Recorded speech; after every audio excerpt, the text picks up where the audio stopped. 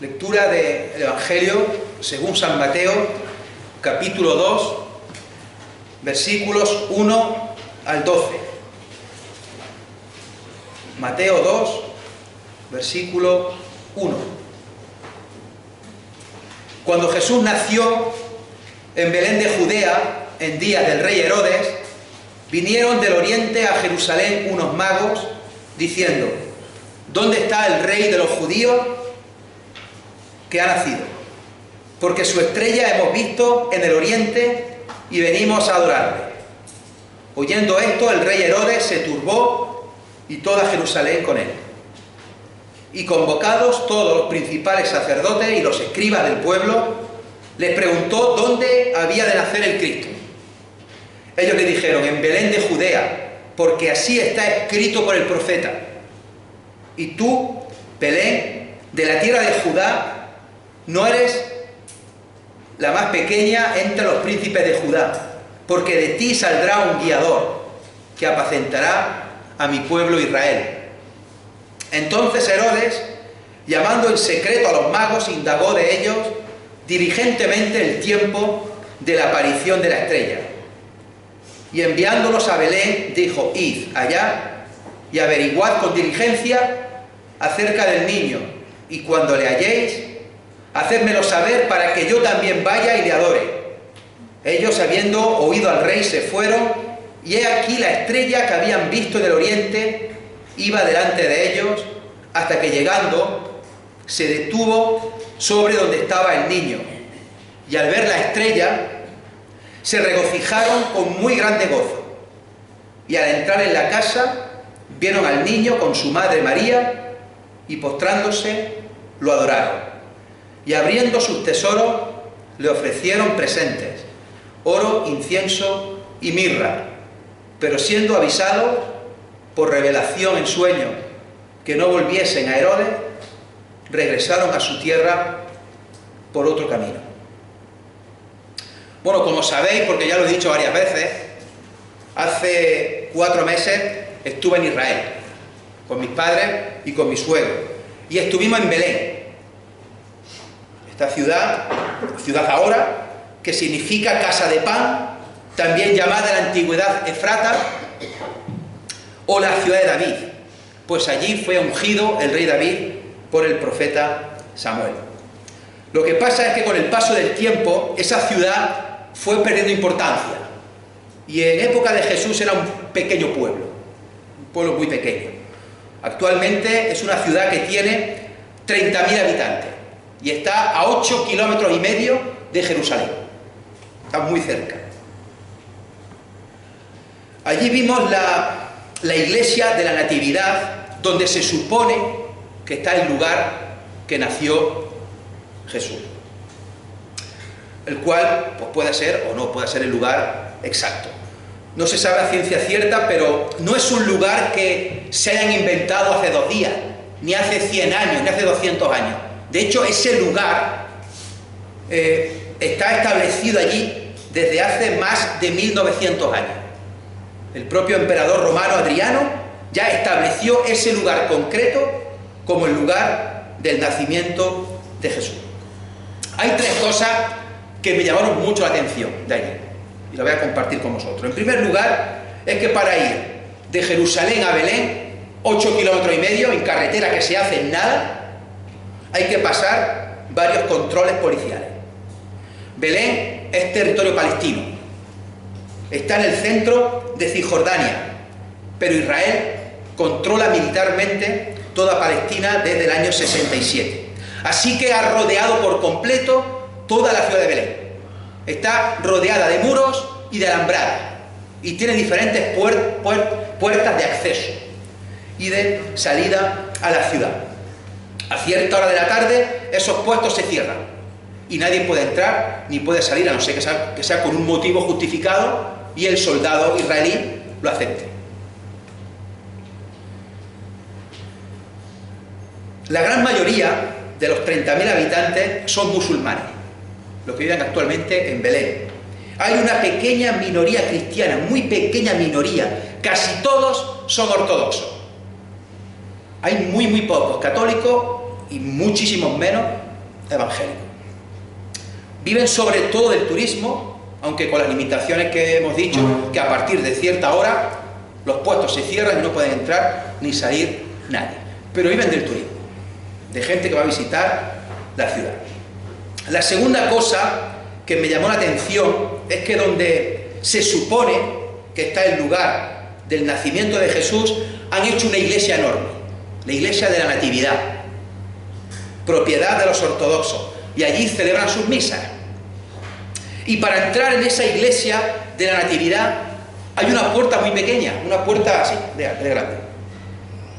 No es más alto que esto. Para entrar tienes que inclinarte, tienes que agacharte, y yo no voy a decir, pero una de las veces me di un buen coscorrón en la cabeza. De hecho ya está, el techo está ya bastante de los golpes que se ha ido dando la gente. Hay quien dice que el motivo de una puerta tan pequeña es que todo aquel que quiera entrar al lugar donde nació Cristo tiene que agacharse, tiene que inclinarse. Antes de entrar, tienes que inclinar. Pero esa no es la razón. La razón es que se ven tres puertas más. Se ve una puerta gigante, una puerta media y la puerta pequeña. Cuando estaba la puerta grande, pasaron siglos después y venían conquistadores y entraban a caballo dentro de la iglesia y profanaban el santo lugar. Entonces hicieron una puerta más pequeña para que no pasara el caballo. Pero aún así el caballo seguía pasando. Total, que hicieron una puerta así de pequeña y así no pasa ningún caballo. Y esa parece ser la explicación más factible de por qué la puerta de la iglesia de la Natividad en Belén es así de pequeña.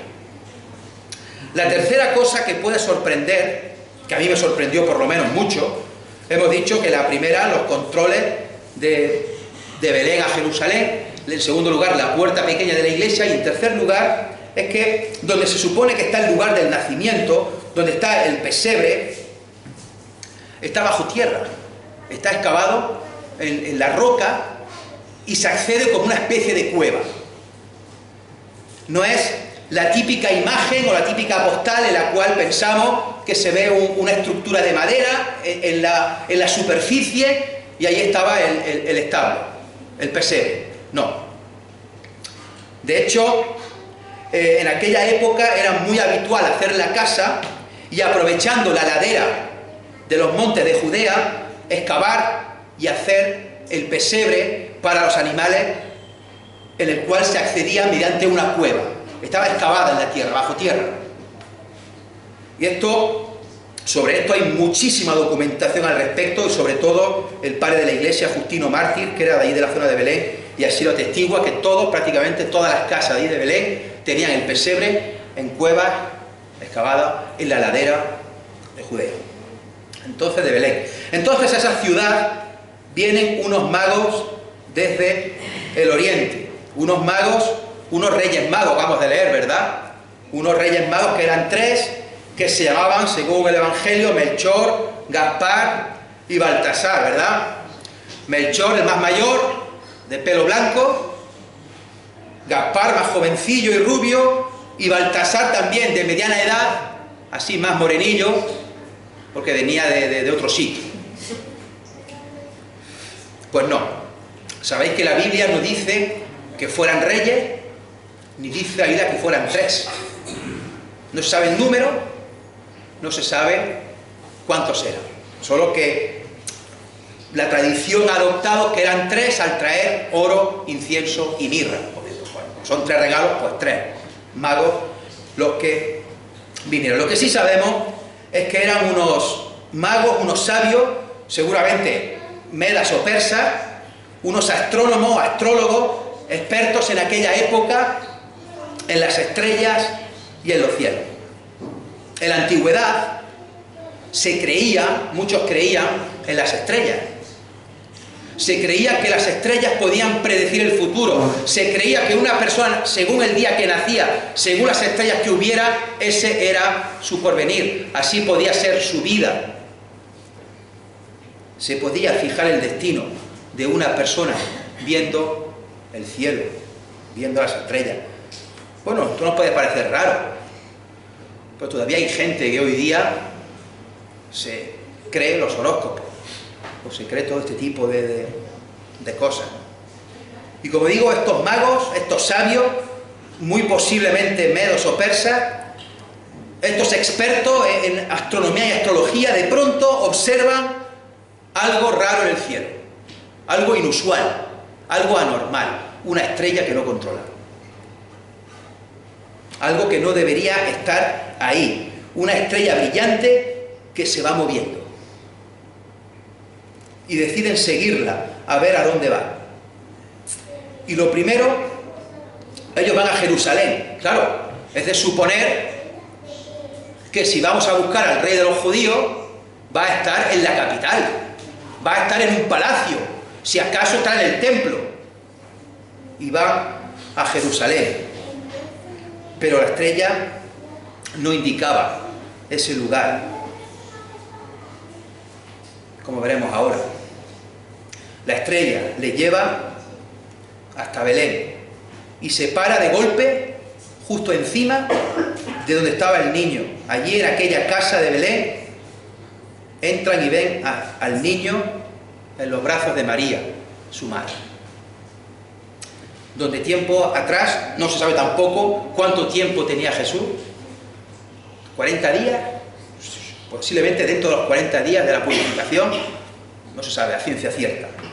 Lo que sí se sabe es que le dieron oro, porque Jesús es el Rey de Reyes, le dieron incienso, porque es Dios, y porque es el sacerdote de sacerdotes, y le dieron mirra, porque ese niño, ese ser humano iba a crecer, iba a morir por los pecados, por los pecadores.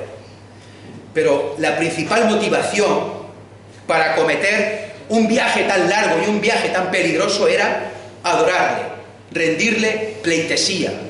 ¿Dónde ha nacido el rey de los judíos? Porque venimos a adorarle, le dicen a Herodes. Y aquel niño que había nacido en un humilde pesebre, en una cueva, era el Rey de Reyes y el Señor de Señores, es el Mesías, el Hijo de Dios.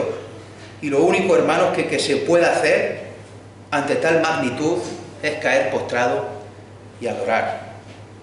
Dice también el pasaje que estamos leyendo que gobernaba el rey Herodes y que estos magos fueron a Jerusalén a verle. Herodes el Grande, una persona lista, astuta, un buen administrador, un buen político, pues se llevaba muy bien con los romanos. Un rey que hizo muchas construcciones, sobre todo el templo. Un rey que a veces fue generoso con la gente. En una de las hambrunas que hubo, fundió su propia vajilla de oro para dar de comer al pueblo. Generoso a veces, pero la mayoría de las veces muy cruel y malvado, temido por todo el pueblo. Un rey que ponía impuestos muy altos, un rey que era muy duro con aquellos que le criticaban. Si sospechaba de alguien, automáticamente mandaba matarlo. En la vejez se volvió peor y más paranoico. Y aquí lo estamos viendo ya en los últimos días de vida. Y aquí ya está en su vejez. Se volvió muy paranoico. De hecho, mandó matar a su mujer, a la madre de su mujer, mandó a matar a sus 3 hijos que tenía con esa mujer. Un emperador romano, hablando sobre Herodes, dijo que era más seguro ser el cerdo, el puerco de Herodes que su hijo. Y es un juego de palabras porque en griego cerdo e hijo se pronuncia casi igual, se escribe casi igual, hay una letra de diferencia. Y decía este emperador, es más seguro ser el cerdo de Herodes que ser el hijo de Herodes. De hecho, se dice también la tradición que cuando Herodes estaba a punto de morir, se fue a la ciudad de Jericó. Y allí ordenó arrestar a las personas más importantes de Jerusalén. Las encarceló a todas. Y ordenó decir, en el momento que yo muera, asesinad, ejecutad a todos los prisioneros que hay en la cárcel. así mucha gente llorará el día que yo muera.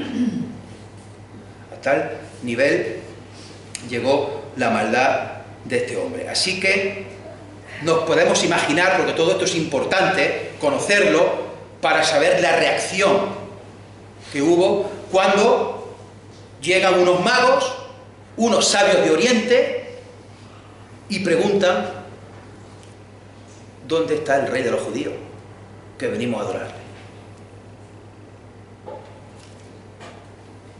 Porque su estrella hemos visto en el Oriente.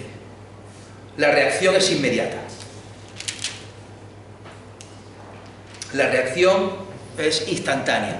Herodes se turba y toda Jerusalén con él. En el original esta palabra es más dura. Esta palabra de turbarse no es una preocupación, no, una palabra durísima. En el original significa hacer temblar, agitar, perturbar, poner en alarma. En otras palabras, Herodes estaba horrorizado. Y la ciudad más todavía, sabiendo que de seguro iba a venir alguna dura represalia de parte de este hombre, totalmente fuera de sí y paranoico. De hecho, podríamos leer el siguiente pasaje, versículo 13 en adelante, la matanza de los niños. La reacción de Herodes ante sentirse horrorizado y el pueblo turbarse era con razón. Manda asesinar, manda ejecutar a todos los niños menores de 2 años de Belén y alrededores. Sin piedad, sin compasión, todos muertos.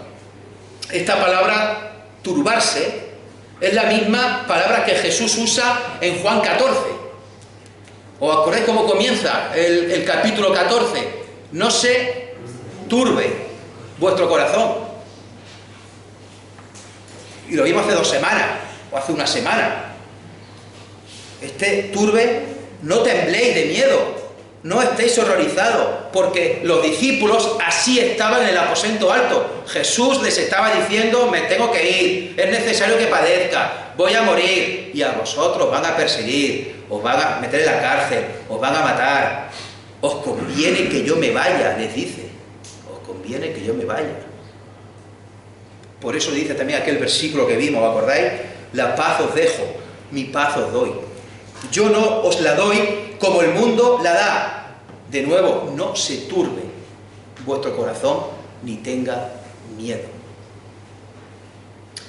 Por otro lado, en el pueblo, aparte de la preocupación, del miedo a la reacción de Herodes, estaba por otro lado la esperanza de que viniera pronto el Mesías, el ungido, el Salvador. En aquella época había una expectación cada vez más creciente de que estaba muy cerca la llegada del Mesías, de que estaba a punto de llegar. Y ese sentimiento iba cada vez más en aumento, en aumento y en aumento. Y lo curioso es que tenían razón, porque el Mesías ya había nacido. Si bien el Mesías no iba a hacer lo que ellos tenían pensado que hiciera. Ellos querían un líder militar que los librara de la opresión del Imperio Romano, pero Jesús vino para ofrecer salvación y vida eterna. Y vino en mitad de la expectativa, en mitad de un pueblo que estaba turbado por esas palabras, pero estaba expectante de que el Mesías llegara. Un pueblo que estaba al lado de Jerusalén, Belén, como estaba así profetizado. Herodes manda a consultar, dice aquí el pasaje,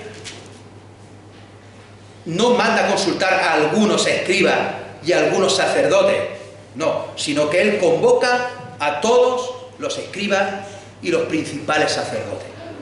Los llama a todos, al Sanedrín entero, para que les diga qué dice las Escrituras. No tanto sobre la existencia de un Mesías, que seguro que Herodes lo conocía, sino para que le dijeran dónde va a nacer ese tal rey de los judíos. No hizo falta mucha investigación, no hizo falta que se pararan mucho, eran expertos en la ley, se lo dicen inmediatamente, en Belén de Judea, aquí al lado. Y citan al profeta Miqueas. ¿Cómo se pondría Herodes, el rey de los judíos, aquí al lado, a 8 kilómetros de distancia? El que me puede quitar el trono. Por eso vuelve a llamar a los magos a ver si les puede sacar más información. Los llama de nuevo. A ver si le puede sacar la edad del niño, a ver si le puedes decir el paradero, la dirección, el lugar exacto.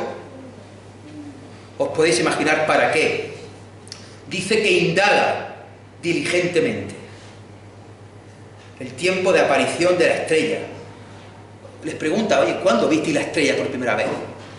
Para él calcular la edad del niño. Herodes se puso nervioso, se puso muy nervioso, les engaña a los magos, les dice, decime dónde está para yo ir también y adorarle a ese niño. Un niño que llaman rey de los judíos, que seguro me va a quitar el trono. Y es él mismo el que manda a los magos a Belén. Y aquí aparece una cosa curiosa, es como que la estrella había desaparecido y ahora de golpe la estrella vuelve a aparecer. Porque dice, he aquí, la estrella volvió a indicarles el camino hasta que llegaron a donde estaba el niño y allí se detuvo. Y el versículo 10 lo confirma. El versículo 10 dice que al ver la estrella se regocijaron con muy grande gozo. El pasaje es precioso, podríamos seguir mucho más tiempo, pero quiero dejar rato para la oración. Y sí quiero dejar con vosotros dos conclusiones, dos ideas.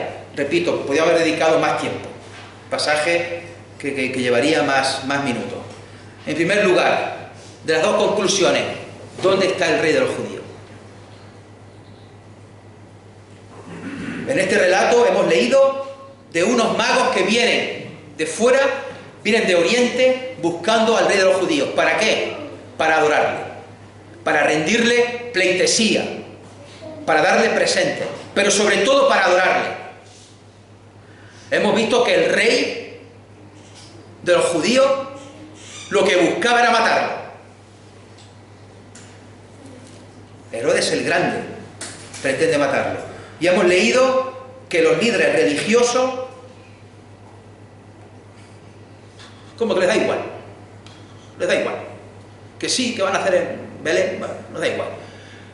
Pero como que nos importa más nuestra purificación, nos importa más el templo, nos importa más el ritual, nos importa más cumplir la ley. Esto del Mesías, bueno, nos da igual.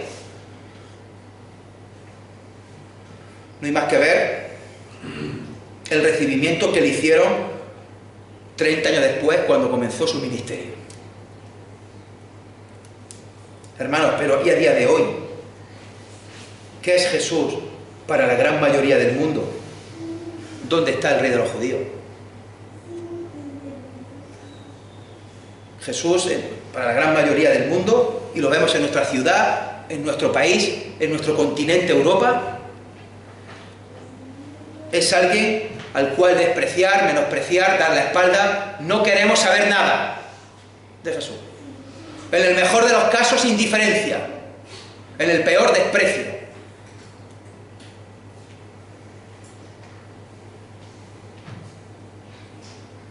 Si acaso, Jesús es algo que celebrar.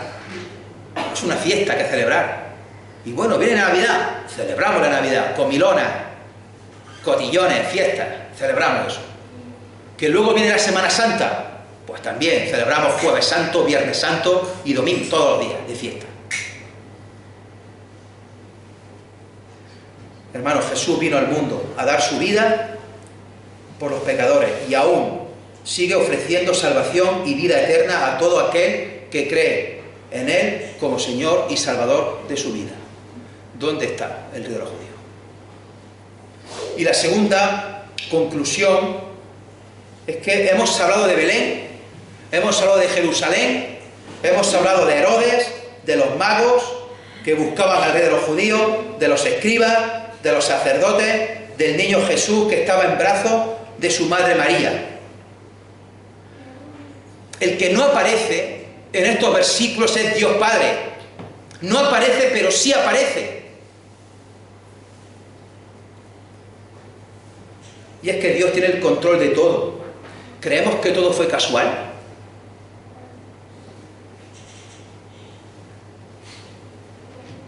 ¿Aparece una estrella en el cielo, así por casualidad, una estrella que no conocemos o que no conocen los expertos así por casualidad?